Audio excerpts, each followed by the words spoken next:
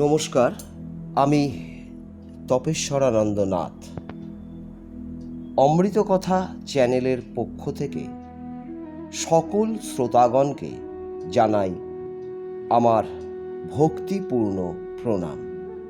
অমৃত কথা চ্যানেলের উদ্দেশ্য এই পুণ্যভূমি ভারতবর্ষের মাটিতে বহু মহান সাধক জন্মগ্রহণ করেছেন। সেই সমস্ত মহান সাধকগণের কথাই আপনাদের জানানো।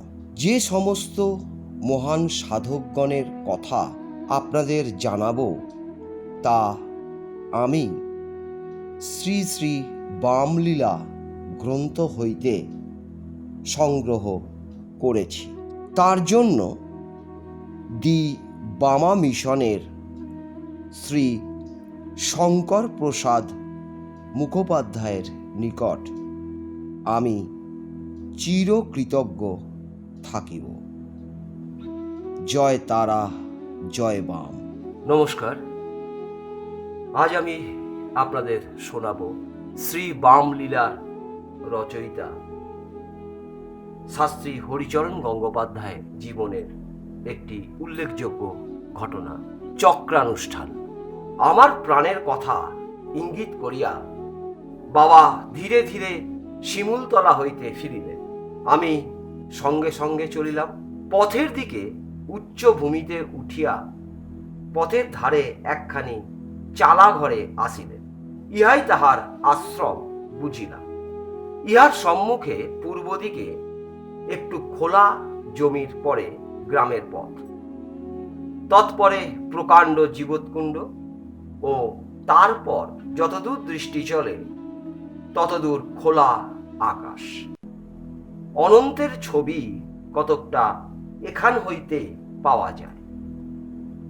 ওই খোলা জমির উপরেও বাবা থাকিতেই কয়েক বৎসর পরে একখানি খোলা চারিচালা নির্মিত হয়। দেখিলাম ঘরে চাবি দেওয়া। বাবা ঘরের ভিতর থাকেন না। দরজার দক্ষিণ দিকে শান বাঁধানো দাওয়ায় থাকেন। পরে জানিলাম ঘরের সাজসজ্জা, মরার চ্যাটা, মরার মাথা, মরার মালসা, ৩-৪টি ত্রিশূল, ২-৪খানি খাড়া ও ৩-৪টা চিমটা। আমি যাইবার কয়েক বৎসর পূর্বে বাবাকে কলিকাতায় মহারাজ যতীন্দ্রমোহন ঠাকুর সযত্নে আনিয়াছিলেন এবং এক মূল্যবান রূপার ফুরুসি দেন। বাবাকে যে কিছু প্রণামী দিত তাহা প্রায় চুরি যাইত। কে নিত বাবা জানিতেন, কিন্তু কিছু বলিতেন না। তাহার সেবক পাণ্ডাদের মধ্যে এই লইয়া বাদানুবাদ চলিত। তাই তাহারা বাবার প্রণামী টাকায় এক লোহার সিন্দুক ক্রয় করেন। সেই সিন্দুকও ওই ঘরে থাকিত। তাহাতে রূপার ফুরসির সহিত মরার মাথাও ছিল। ওই ঘরের একটি দ্বার ভিন্ন, অপর কোনো ছিদ্র না থাকায় উহা অন্ধকারময়। আর ওইরূপ শ্মশানের জঞ্জালে পরিপূর্ণ থাকায় উহাতে মধ্যে মধ্যে সর্পও বাস করিত। বাবা বলিতেন, বড়লোকের ঘর বাবা, আলান খরিস প্রভৃতি থাকা চাই। বাবা দাওয়ায় ঢুকিয়া ভিজা কৌপিন ছাড়িয়া আরেকটি কৌপিন পরিলেন। তিনি দক্ষিণ মুখে ও আমি ২-৩ হাত দূরে উত্তর মুখে সেই দাওয়ায় বসিলাম। মহাপুরুষকে যতই দেখিতেছি ততই মধুময় লাগিতেছে। পাদস্পর্শের জন্য ব্যগ্রতা নাই। মাঝে মাঝে দুধুমার কথা মনে পড়িতেছে, তাহাকে বাঁচাইতে আসা। সুতরাং মন যেন ওইভাবে পুটুলি বাঁধিয়া রাখিয়াছে, কিছুতেই ছাড়িতেছে না। কিন্তু বৈরাগ্যময় মহাপুরুষের কি প্রভাব! ওই ভাব একবার জাগিতেছে, আবার ডুবিতেছে।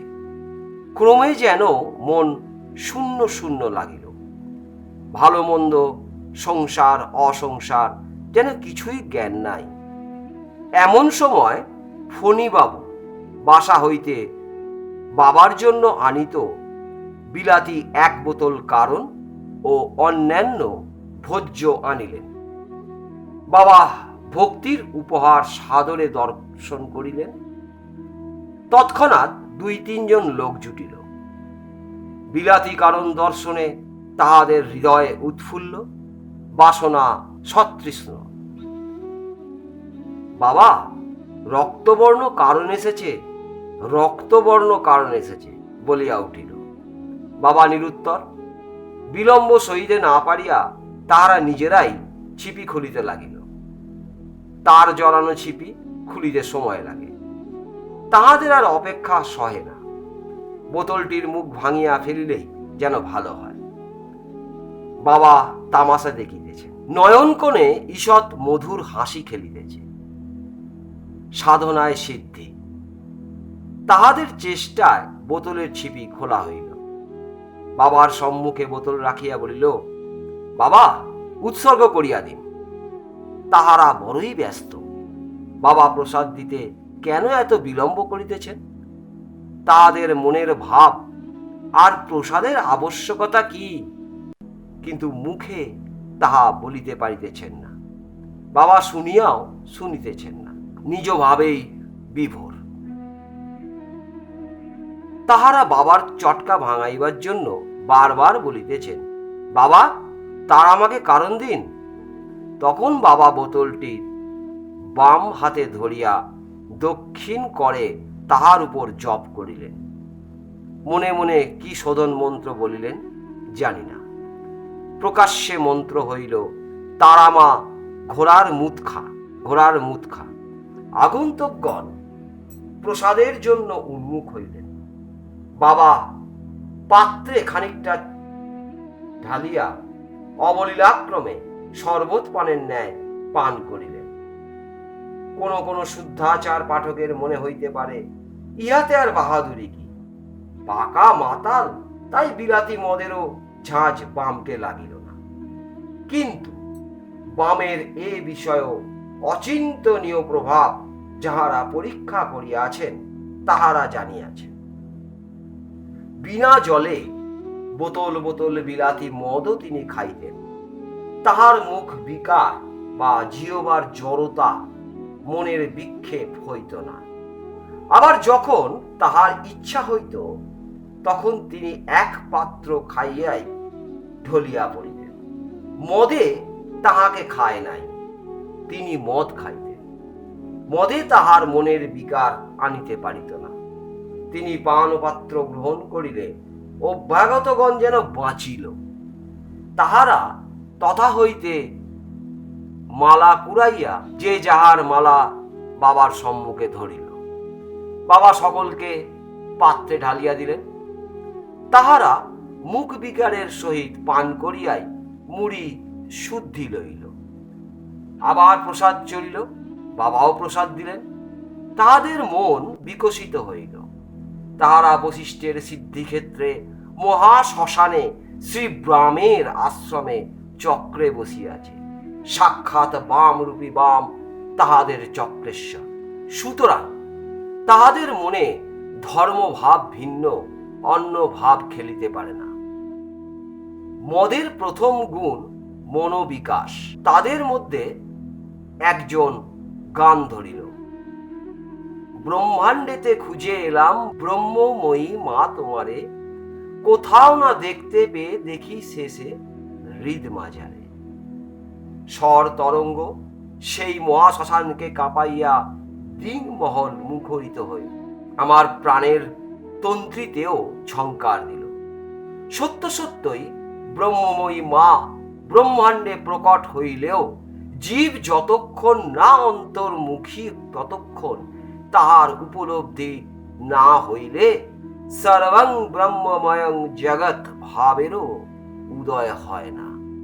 ভাবিলাম মহাপুরুষের কি মহিমা, এরূপ অশিক্ষিত মদ্যপায়ীকেও কি ভাব দিলেন।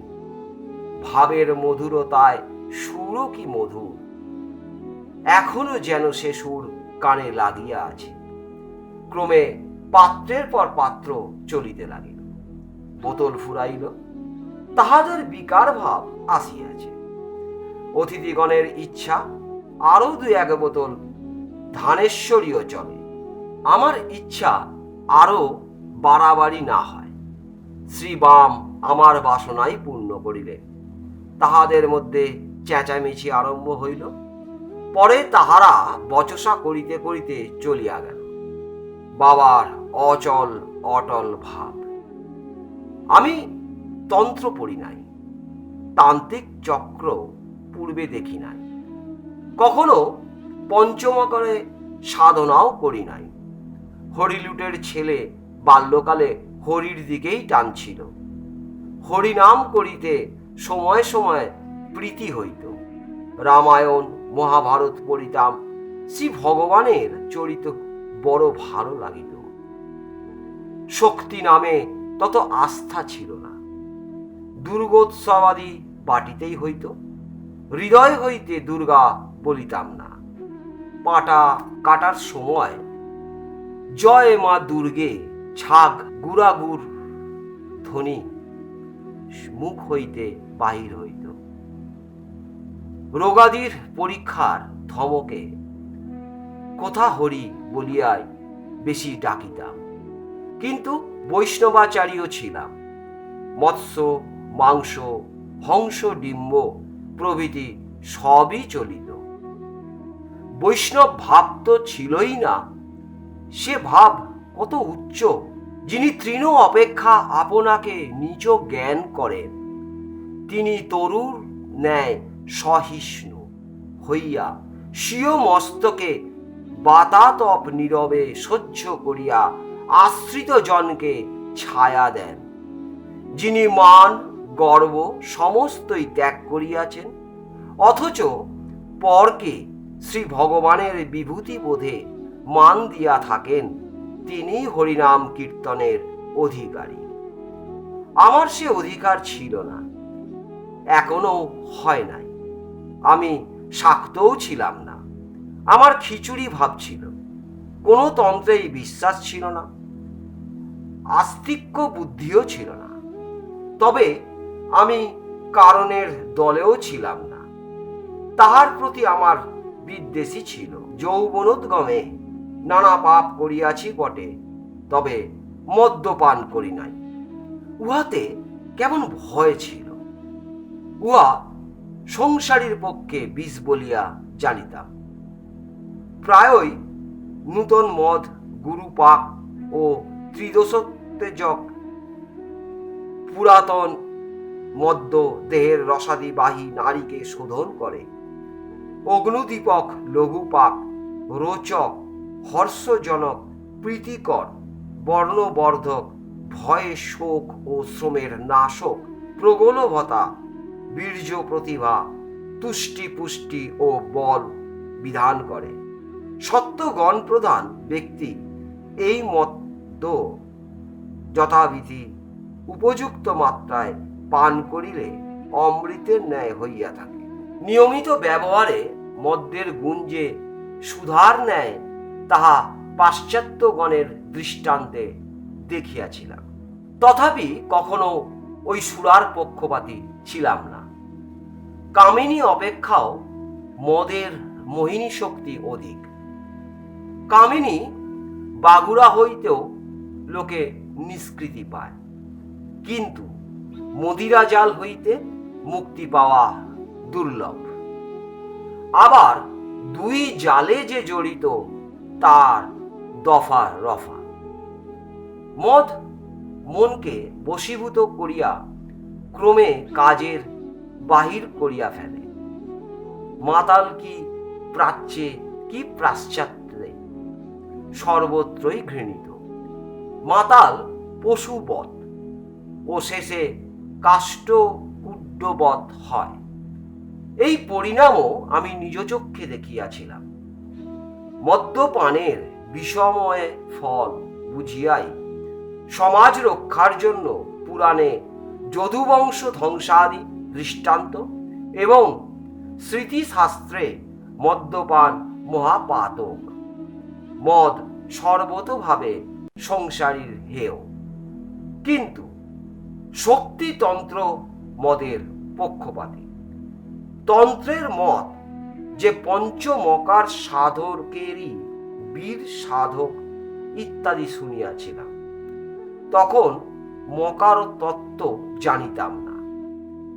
এখনো বাম আমাকে ওই তত্ত্ব যেরূপ হৃদয়ে প্রতিভাত করিয়াছেন তাহা স্থানান্তরে লিখিয়াছি। কিন্তু বাম আমাকে মকার সাধনা এখনো দেন নাই।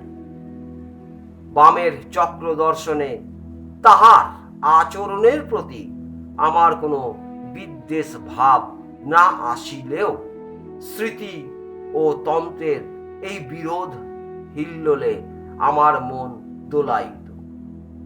বাম তাহা বুঝিয়াছিলেন। আমি মকার সাধনের অধিকারী নহি জানিয়াই আদর্শ গুরু মদের প্রতি অনুরাগ না আসে, যেন সেই জন্য মদকে ঘোড়ার মুত বলিলেন। আজ এই পর্যন্ত। জয় তারা, জয় বাম।